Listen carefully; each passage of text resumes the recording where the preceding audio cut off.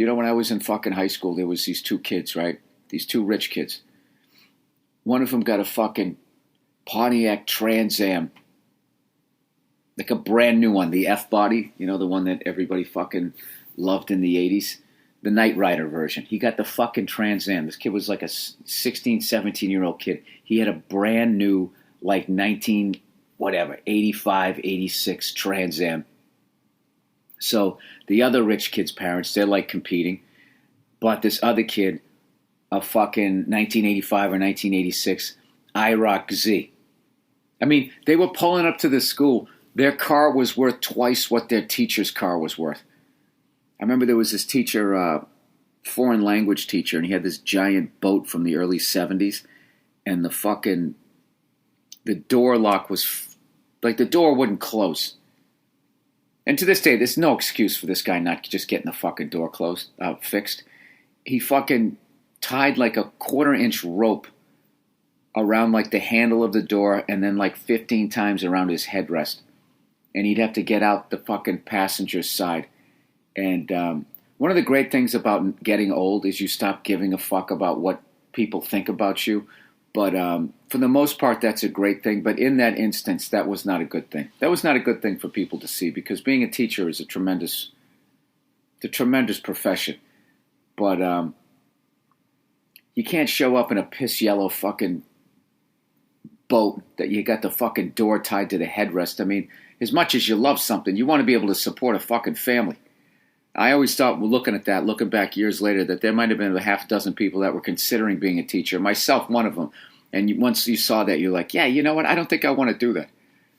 I don't want to walk around with a dirty sport coat having to get out the passenger side of my fucking car because I can't even afford to get the goddamn door lock fixed. You drove like 3 of the 4 years I was in high school. This guy would pull up in that fucking car.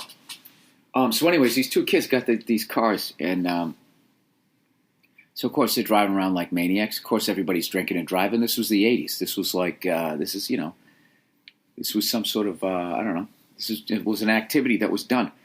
You went out, you found someone of age to buy you a case of beer, and then you just drove around town. There was nothing to do. You drove around town and tried to run into other kids you went to high school with, and they would be driving around, with the 12-pack in their car, and then you'd be like, where you going? And then you'd find some dead-end street, and you'd all go down there, and then the cops would come down and break it up, and then you'd drive around, and everybody would gather someplace else. It was weird. There was no cell phones, and somehow everybody figured out where the hell everyone was going. So long story short, the kid who had the Trans Am ended up fucking, going too fast, pushed it past the limit, and went flying into a bunch of trees. Fortunately, they were smaller trees, so the trees lost the battle, but he totaled his fucking car. That was right as we were graduating. So you know what his parents did? To teach him a lesson, they went out and they bought him a Corvette. So here's the thing. Now he's got the Corvette. He fucked up. He totaled his car. They went out and not only bought him a brand new car, they bought him an even better car. He had a Corvette. So now the other kid who didn't fuck up his car is now looking at his IROC like it's a piece of shit. So within 3 months, he then had a Corvette. And beyond, so he could one-up the other kid, he had a custom interior. He had like all this wood put on the inside of it because the 80s Corvettes, the interior was unbelievably plain. And that was the last I ever saw of either one of them, because then I graduated. Except for the kid who got the custom Corvette. I ran into him in a bar about 2 years ago. And